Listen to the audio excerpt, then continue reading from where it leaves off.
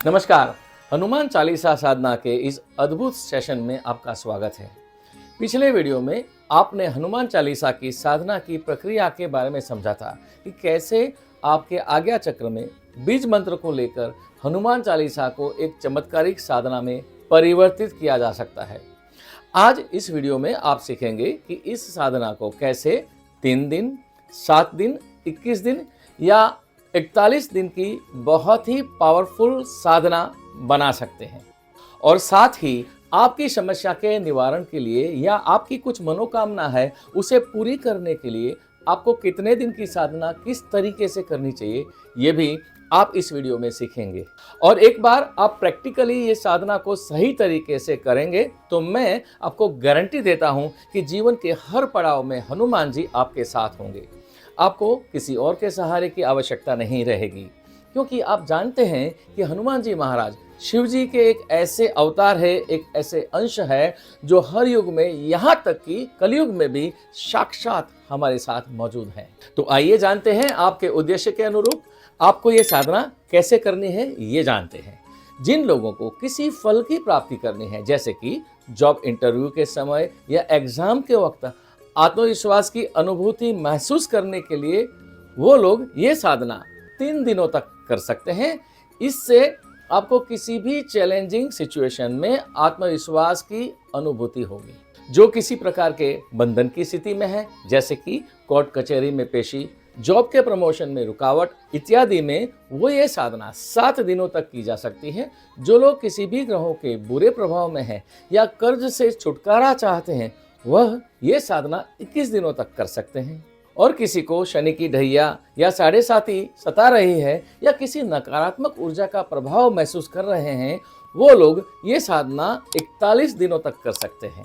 यानी कि समस्या कोई भी हो, मनोकामना कोई भी हो, हनुमान जी हर जगह आपकी सहायता करेंगे। बस आपको सही विधि से ये साधना करने की जरूरत है।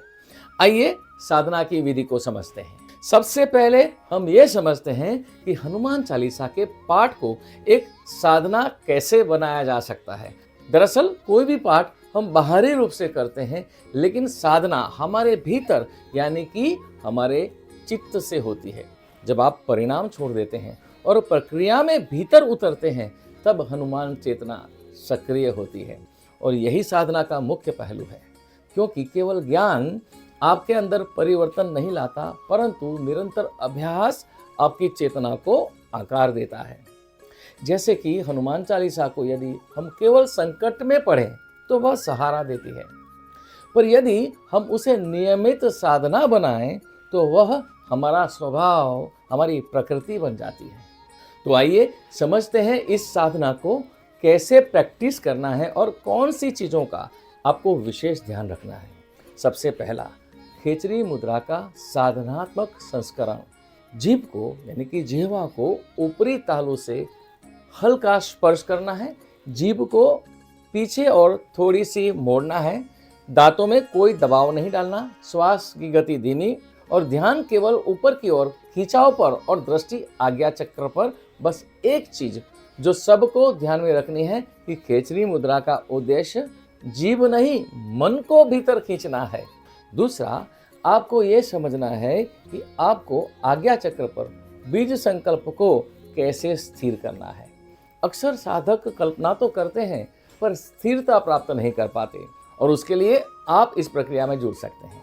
चौपाई शुरू करने से पहले आप अपने आज्ञा चक्र पर नीले या श्वेत प्रकाश बिंदु की कल्पना करिए। उसी बिंदु में बीज संकल्प को स्थिर करने का अभ्यास करना है और पाठ के दौरान इस बिंदु को न बदलें। इससे आपका चित्त भटकता नहीं और आपकी चेतना वास्तव में सक्रिय होती है। तीसरा, आपको मध्यमा वाणी का सही तरह से प्रयोग करना है, उसका अभ्यास करना है। बहुत से लोग मध्यमा वाणी को नहीं समझते।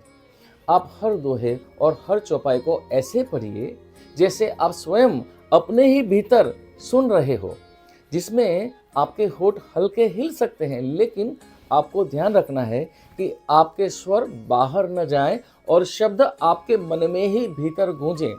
यह अवस्था मंत्र जाप और ध्यान के बीच की अवस्था है और अत्यंत शक्तिशाली है। अब आपको समझना है कि ऊर्जा का उत्थान करने की शुद्ध विधि क्या है।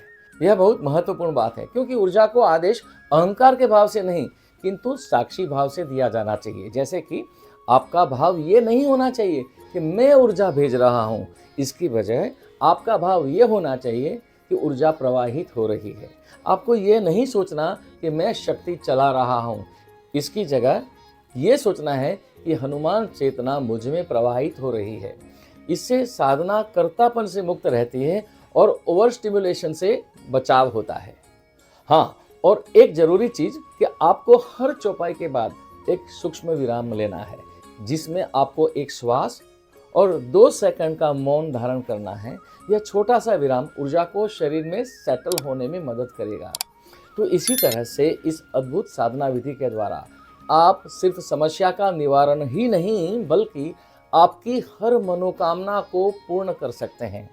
अब इस साधना का सबसे मुख्य पहलू यानी कि बीज संकल्प क्या है, उसकी चर्चा हम अगले वीडियो में करेंगे, जिसमें आप हर चौपाई के बाद या हर पाठ के बाद कौन से बीज मंत्र को आपके आज्ञा चक्र में धारण करना है वो समझेंगे।